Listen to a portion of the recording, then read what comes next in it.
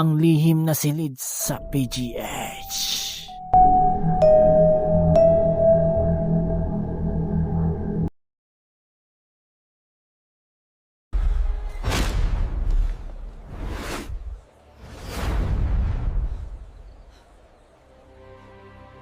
Ang Philippine General Hospital, PGH, ay isa sa pinakamatanda at pinakamalaking ospital sa Pilipinas na itinayo noong 1907, higit pa sa pagiging simbolo ng pag-asa at pagpapagaling.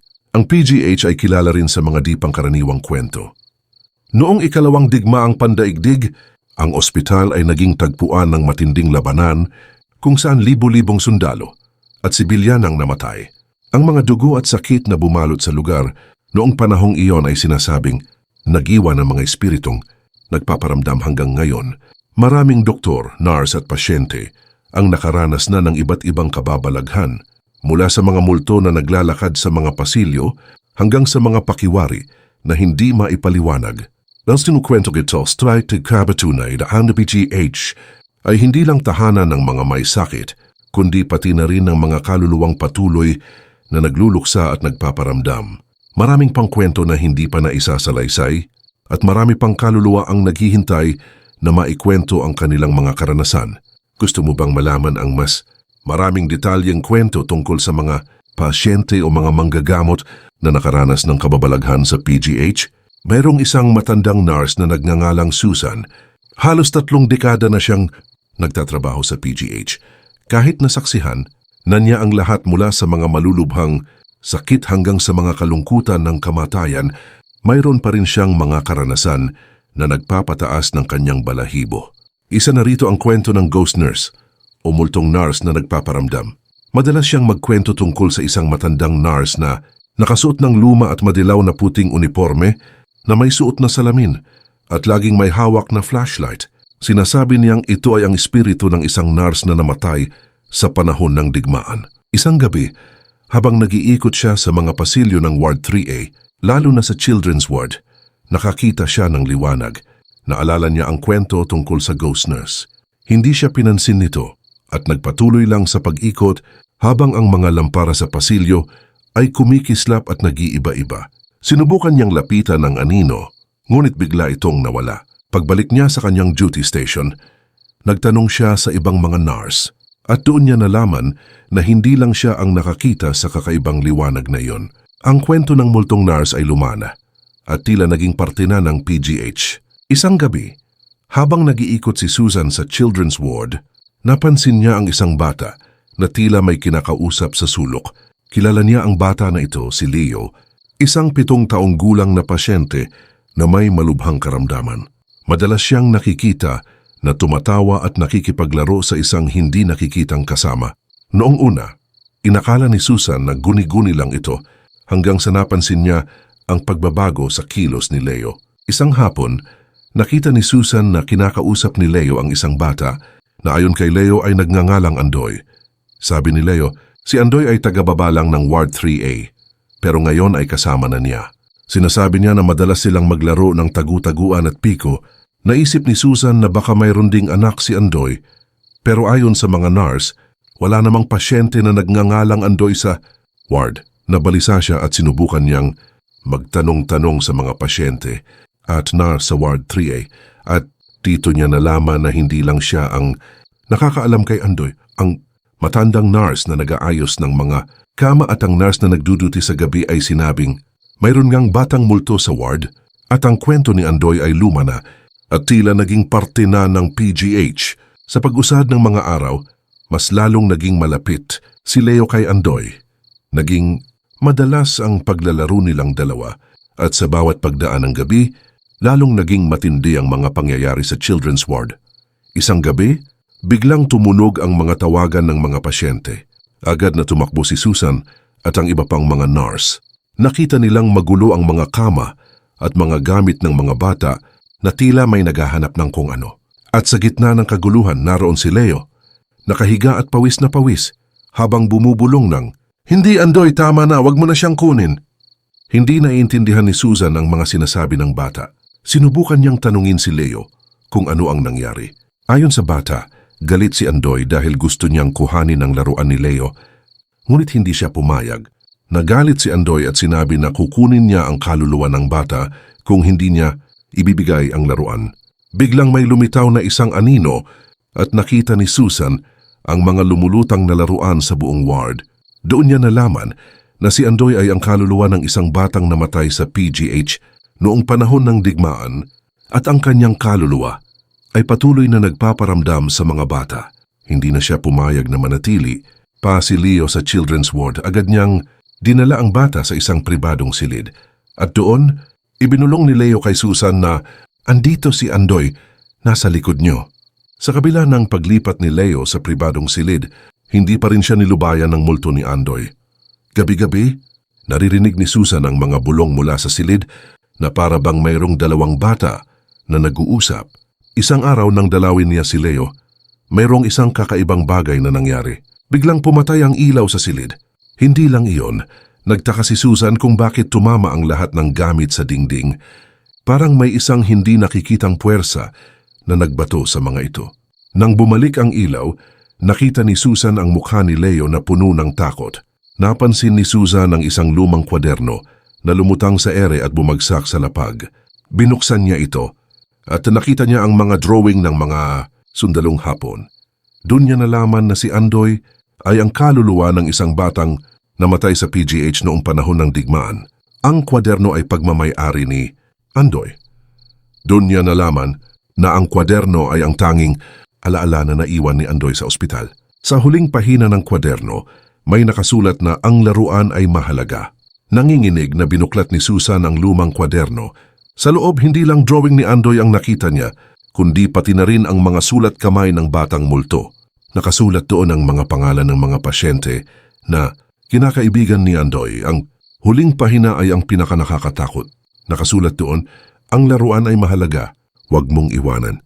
Sa ilalim ng sulat ay may drawing ng isang lumang laruang kabayo. Naintindihan ni Susan ang lahat. Ang multo ni Andoy ay mayroong nakatagong lihim. Ang laruan ay hindi lang basta laruan. Ito ay ang susi sa lahat ng kababalaghan. Hindi lang basta guni-guni ang mga multo sa PGH, sila ay mayroong sariling kwento na naghihintay na maikwento. Nanginginig na hinawakan ni Susan ang lumang kwaderno. Mayroong isang bagay na nakatago doon, isang bagay na magpapaliwanag sa lahat ng kababalaghan. Sa huling pahina ng kwaderno, may drawing ng isang lumang laruang kabayo. Ito ang laruang madalas na ginagamit ni Andoy sa paglalaro. Isang umaga habang nag-iikot si Susan, nakita niya ang laruan. Agad niya itong kinuha. Bigla siyang nakakita ng isang anino at nakita niya ang mukha ng isang batang multo. Si Andoy, hindi na nag-aksaya pa ng oras si Susan. Agad siyang nagtungo sa ilalim ng PGH sa lugar kung saan itinago ang kwaderno. Doon niya nalaman ang isang lihim na silid na puno ng mga lumang gamit at mga laruan. Doon din niya nakita ang isang laruang kabayo na katulad ng nasa kwaderno ni Andoy. Doon din niya nalaman ang isang lihim na silid na puno ng mga lumang gamit at mga laruan. Pagbukas ni Susan ng pinto ng lihim na silid, bumungad sa kanya ang malamig na hangin na para bang may sariling buhay. Halos sumabay ang tibok ng kanyang puso sa bawat tunog ng sahig na kanyang tinatapakan. Sa loob, makikita ang mga lumang laruan, mga manika na may basag na mukha, mga kahoy na kotse, at mga laruang hindi na kumpleto. Ngunit ang pinakatumatak sa kanya ay ang nakatirik na laruang kabayo, eksaktong kapareho ng nasa huling pahina ng kwaderno ni Andoy. Bigla siyang nakarinig ng mahinang tawa ng bata. Susan, nilaro ko yan dati. Trasri Mike yun wanas Diyos Kiyome Sanafa, o bulong ng tinig. Lumingon siya at doon na muling sumilip ang anyo ni Andoy. Nakasuot ng luma at kupas na uniforme na parang galing pa sa mga panahong matagal nang lumipas. Maputla ang kanyang mukha, ngunit malinaw ang lungkot sa kanyang mga mata. Tapos bakit mo ako pinapakita sa akin ito, Andoy? Ano ang ibig sabihin ng laruan at kwaderno mo? Kasi nanginginig na tanong ni Susan. Lumapit ang bata at itinuro ang likod ng laruang kabayo. Doon ay may nakalubog na maliit na kahon na gawa sa kahoy. Dahan-dahan itong kinuha ni Susan at nang buksan niya ay may natagpo ang mga piraso ng lumang litrato. Isa-isang bumuo ang mga ito ng imahe ng mga batang pasyente ng PGH at kasama doon si Andoy. Ngunit may kakaibang detalye. Sa bawat litrato, nasa likuran nila ang isang matandang lalaki na nakasuot ng puting coat, isang doktor na hindi pamilyar kay Susan. Ngunit sa mga mata ng doktor na iyon, malinaw ang kasamaan. Siya ang kumuha ng buhay namin, Susan. Siya ang dahilan bakit kami nandito pa rin. Bulong ni Andoy, nanginginig si Susan, hindi dahil sa lamig kundi dahil sa bigat ng katotohanan. Ang lihim na silid na ito ay hindi lamang imbakan ng mga laruan. Isa itong silent witness sa mga nangyaring karumal-dumal sa ilalim ng ospital. Habang pinagmamasdan niya ang mga litrato, biglang bumigat ang paligid. Isa-isang nagbagsakan ang mga laruan at ang mga manika ay parang sabay-sabay na tumingin sa kanya. Sa kisame may mga bakas ng kamay na unti-unting lumilitaw. Mga bakas ng maliliit. Na palad ng bata, lahat ay nakaturo sa pintuan ng isa pang mas makitid na lagusan sa dulo ng silid. Doon mo malalaman ang lahat. Mahinang bulong ni Andoy bago siya muling naglaho.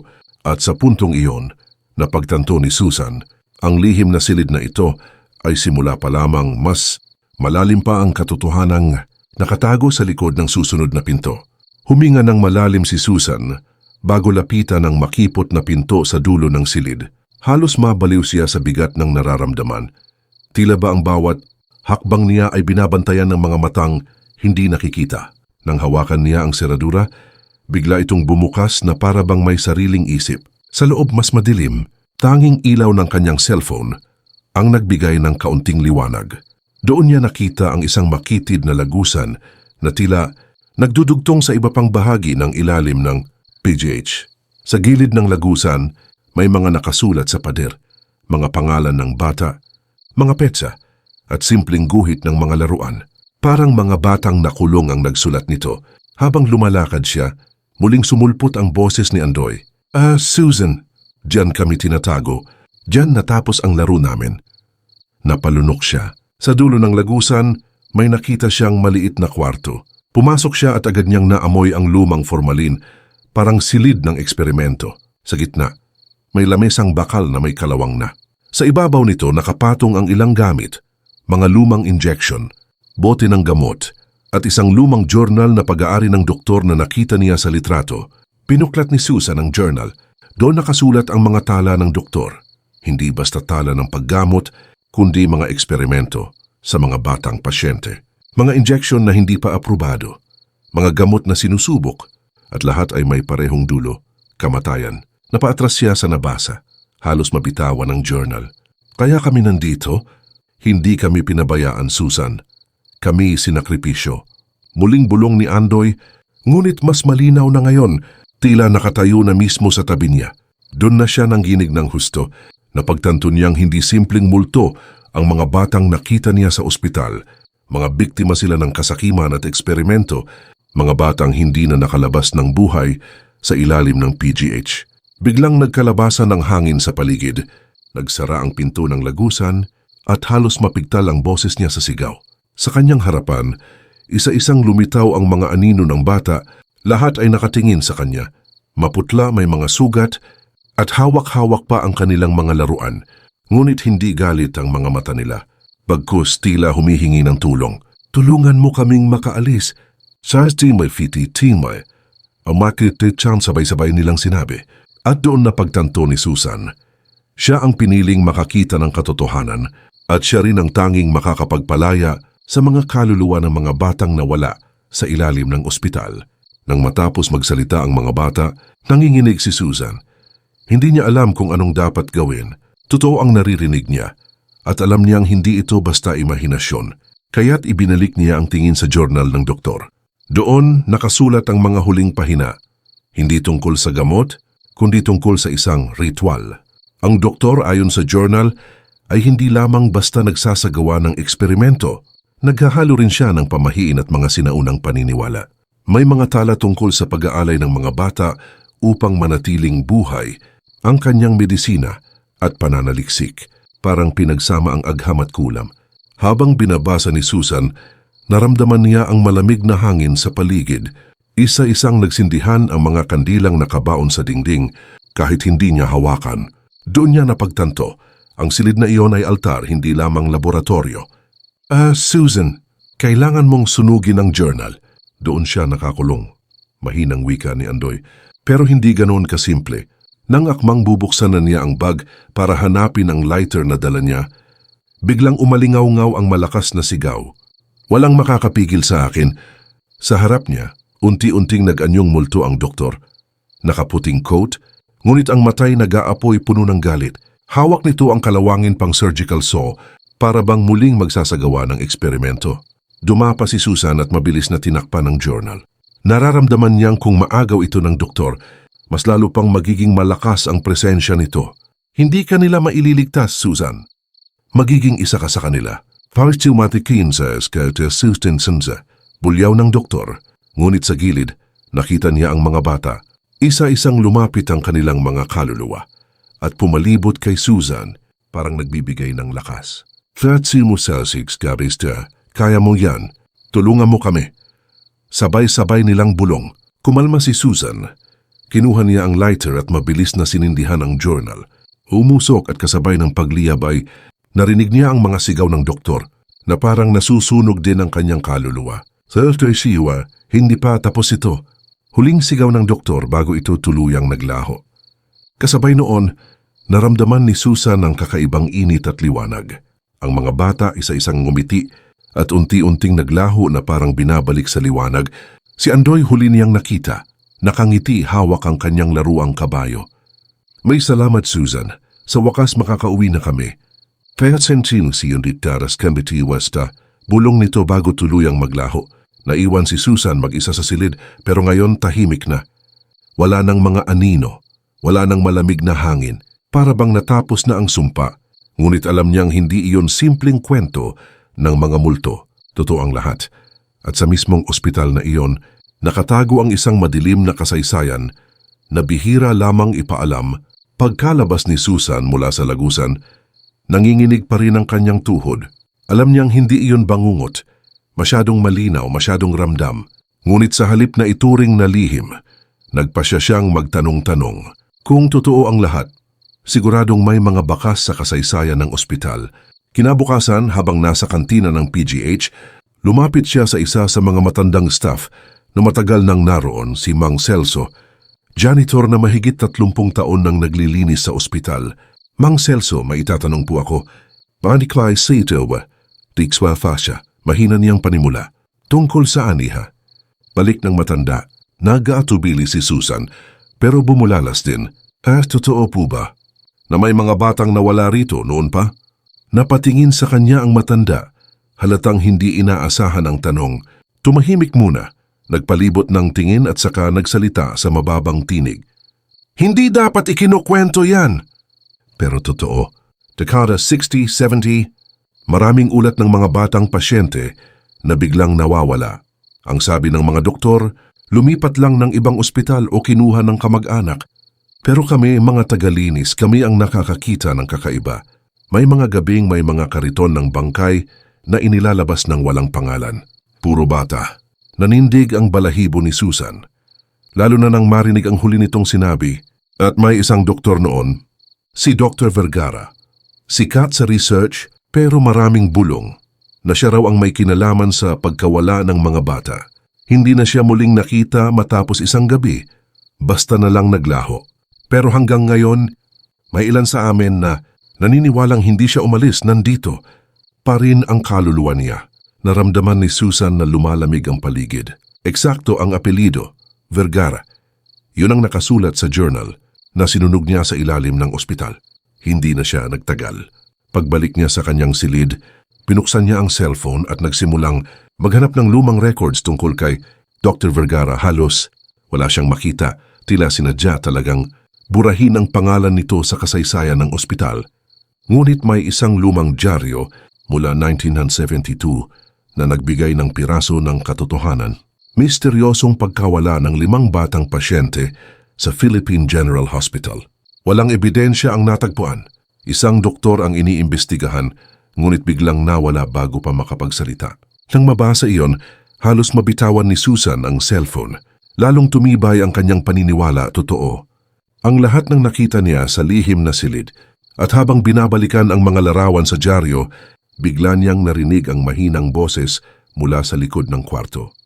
Hindi mo pa ako tapos kilalanin, Susan.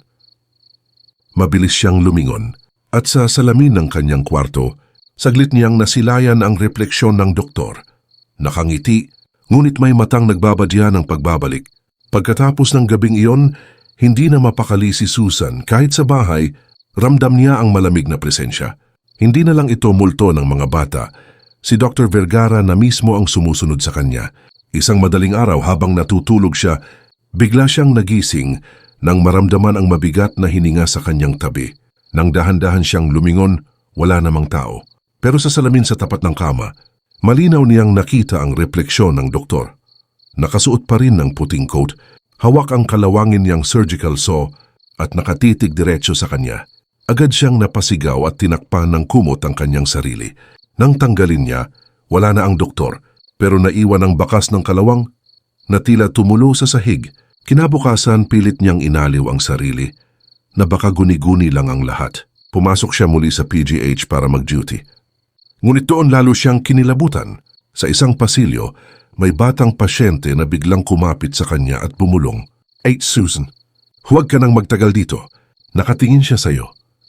Halos mabitawan ni Susan ang clipboard. Alam niyang hindi na iyon basta multo o alaala ng nakaraan. Ang doktor ay muling naglalakbay sa pagitan ng mga buhay at patay. Kinagabihan, habang sinusuri niya ang kanyang cellphone, may dumating na text message mula sa unknown number. Ang laman, isang lumang litrato ng operating room ng PGH. May mga batang nakahiga at sa gitna ay si Dr. Vergara. Nakangiting parang proud sa kanyang ginawa. At sa baba ng litrato nakasulat, ikaw ang susunod kong eksperimento, Susan. Nanginginig siyang napaupo, halos mabitawan ng cellphone. Pero kasabay noon, nakarinig siya ng kaluskos mula sa kusina. Nang puntahan niya, lahat ng kutsilyo ay nakaturo sa kanya, nakabaon sa lamesa. Mula sa dilim, muling narinig ang boses. Hindi ka makakatakas! Ikaw ang kapalit nila. Daddy, napagtanto ni Susan, hindi natapos sa pagsunog ng journal. Ang espiritu ng doktor ay nananatili, mas galit, mas malakas, at siya ang piniling bagong target. Halos hindi na makatulog si Susan mula nang makatanggap ng mensahe mula sa multong doktor. Lahat ng sulok ng kanyang bahay, pakiramdam niya ay binabantayan. Minsan bigla na lang tatama ang lamig sa batok niya o di kaya ay may maririnig siyang tunog ng bakal na hinahasa sa kawalan. Dahil sa matinding takot, nagpasya siyang bumalik sa PGH. Hindi para mag-duty, kundi para maghanap ng kasagutan. Nakilala niya si Aling Rosa, isang matandang nurse na retirado, na ngunit kilala sa mga lumang kwento ng ospital. Nang marinig nito ang pangalan ni Dr. Vergara, agad nanlaki ang mata ng matanda. Anak, hindi ka dapat nakikialam dyan. Lahat ng nakialam may nangyaring masama. Ang doktor na yon, hindi basta doktor. May sinasamba siyang kakaiba, kaya hindi siya matahimik kahit patay na. Nanginginig na tanong ni Susan, paano ko siya mapapahinto? Tumahimik si Aling Rosa, sa kadahan-dahang sumagot. May isa pa siyang iniwang pasyente. Ang huli niyang inoperahan bago siya nawala. Hindi natapos ang ritual niya doon. Kung mahanap mo ang kalansay ng batang iyon at maipalibing ng maayos, baka doon matapos ang lahat. Kinagabihan bumaba si Susan muli sa ilalim ng ospital. Bit-bit niya ang isang flashlight at rosaryo. Habang naglalakad sa lagusan, pakiramdam niya ay masikip ang hangin. Parang may libu-libong matang nakatingin. Sa dulo ng pasilyo, nakatagpo siya ng isang sirang operating room. Sa gitna may lumang operating table at sa ilalim nito natagpuan niya ang maliit na kahon na kahawig ng ataol. Nang buksan niya, bumungad ang mga buto ng isang bata balot pa sa kupas na hospital gown. Ngunit bago niya ito makuha, biglang nagsara ang pinto. Sumulpot si Dr. Vergara, mas malinaw kaysa dati, halos buhay. Ang mga matay pula at hawak-hawak ang saw na may dugong tumutulo. Siya ang huling pasyente ko. At ikaw ang susunod. Nanginginig si Susan, pero pinilit niyang buhatin ang kahon. Sa oras na iyon, sabay-sabay lumitaw ang mga kaluluwa ng mga batang pinalaya niya noon. Pumalibot sila kay Susan, parang humaharang sa doktor. Tama na, tapos ka na. Sabay-sabay nilang wika. Naguunahan ang ilaw ng flashlight at ang liwanag mula sa mga kaluluwa ng bata. Napasigaw si Dr. Vergara, para bang tinutupok ng sariling kasalanan. Sa bawat sigaw niya, Lumuluwag ang hawak ng dilim sa paligid. At sa huling sandali, itinakip ni Susan ang rosaryo sa kahon ng mga buto. Umilaw ito ng maliwanag at tuluyang naglaho ang doktor. Kasabay ng pagbalik ng katahimikan sa silid, naiwan si Susan hawak ang kahon. Maluha-luha niyang binigkas, "Hindi na kayo masasaktan muli. Dadalhin ko kayo sa liwanag." Kinabukasan, dinala ni Susan ang kahon ng mga buto. Hindi siya pumayag na basta na lang iwan sa ospital ang mga labi ng bata. Sa tulong ni Aling Rosa, naghanap sila ng pari na kilala sa pagbabasbas ng mga kaluluwa, isang matandang pari sa Quiapo na sanay sa mga kasong hindi maipaliwanag ng agham. Nang makita ang kahon, agad itong nabahala. Matagal nang naghihintay ang batang ito. Oras na para makauwi siya, wika ng pari. Isinagawa nila ang paglilibing sa isang maliit na sementeryo sa Maynila. Habang ibinababa ang kahon sa hukay, dumaloy ang malamig na hangin, ngunit kasabay noon ay may kakaibang katahimikan. Para bang lahat ng alon ng takot na bumabalot kay Susan ay unti-unting naglaho. Habang nagdarasal ang pari, napansin ni Susan ang liwanag na dahan-dahang bumabalot sa paligid ng hukay. Isa-isang sumulpot ang mga kaluluwa ng mga bata, nakangiti at nakatingin sa kanya. Ang huli niyang nakita ay si Andoy. Nakasakay sa kanyang laruang kabayo, kumakaway. "Salamat, Ate Susan, sa wakas makakauwi na kami." Hindi na niya napigilan ang luhang dumaloy sa kanyang pisngi. Nang matapos ang seremonya, naglakad siya palayo. Para bang may tinanggal na bigat sa kanyang dibdib. Ngunit bago siya tuluyang lumabas ng sementeryo, biglang may hangin na dumampi sa kanyang tainga. Isang bulong na mahina ngunit malinaw. "Ingat ka, Susan." Hindi lahat ng anino ay natapos na. Napahinto siya. Tumingin sa paligid ngunit wala na. Tahimik na ang sementeryo. Subalit sa kanyang bulsa, natagpuan niya ang isang bagay na hindi niya maalalang inilagay niya. Roon isang lumang stethoscope na may nakaukit na pangalan, Dr. Vergara. Matapos ang paglilibing, akala ni Susan tapos na ang lahat. Pero mula nang matagpuan niya ang stethoscope na may nakaukit na pangalan ni Dr. Vergara, muli na namang sumikip ang kanyang pakiramdam. Alam niyang hindi aksidente ang bagay, na iyon parang iniabot mismo sa kanya ng doktor. Kinagabihan habang naglalakad siya pa uwi, ramdam niyang may sumusunod. Humahaba ang anino sa likod niya kahit wala namang tao. Sa bawat paglingon wala siyang makita, pero naroon ang mabigat na presensya. Ang uri ng bigat na parang may malamig na kamay na nakalapat sa balikat mo.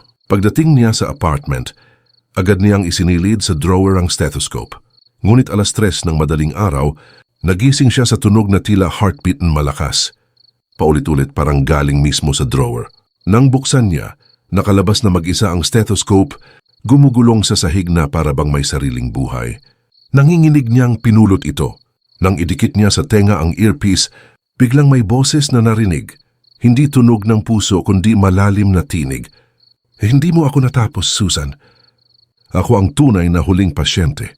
Agad niyang ibinato ang stethoscope, pero nang bumagsak ito, nakita niyang may mansa ng dugo sa dulo ng diaphragm nito. At ang dugong iyon gumagapang na parang tinta. Bumubuo ng mga salitang, "30 sin kay Cobers, babalikan kita." Kinabukasan, bumalik siya sa PGH para kumustahin ang ilang bata. Subalit may kakaibang nadiskubre, isang bagong pasyente, 6 na taong gulang, biglang nawala mula sa ward ng walang nakakita. Parehong-pareho sa mga ulat noong dekada 60, napakapit si Susan sa ulo niya. Hindi siya makapaniwala.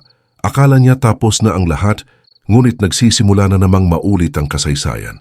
Sa pasilyo ng ospital, sa anino ng bintana, malinaw niyang nasilayan si Dr. Vergara. Hindi na multo lang, kundi halos buhay, nakatayo at nakangiti. Susan, marami pa akong pasyente at ikaw ang susunod." Maraming salamat mga kaibigan sa pakikinig at pagtutok sa buong kwento.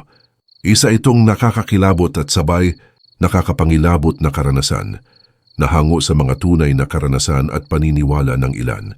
Ang kwentong ito ay nagpapaalala na sa likod ng bawat sulok ng ospital, may mga lihim na hindi lahat ay nakikita o nauunawaan. Kung nagustuhan ninyo ang kwentong ito, huwag kalimutang mag-like, mag-comment at mag-subscribe para sa mas marami pang ganitong klaseng kwento na tiyak na magpapakilabot sa atin. At kung may sarili kayong karanasan o kwentong nais ibahagi, ilagay lamang sa comment section. Maaari nating isalaysay yan sa ating channel. Komento sa storya. Ang kwento ay hindi lamang tungkol sa multo o kababalaghan, kundi pati na rin sa kasakiman at kasamaan ng tao na nagbubunga ng mas matinding dilim kaysa anumang espiritu. Sa huli, ipinakita ng kwento na may mga taong handang magsakripisyo upang tapusin ang mga sumpa at may mga kaluluwang naghihintay lamang ng hustisya para tuluyang maging malaya. Nakakakilabot isiping posibleng may mga ospital o lugar sa ating paligid na may katulad na kasaysayan, mga sikreto na itinatago sa likod ng katahimikan ng gabi. Isa itong paalala na minsan, ang tunay na horror ay hindi lamang nasa kwento, kundi nasa realidad din.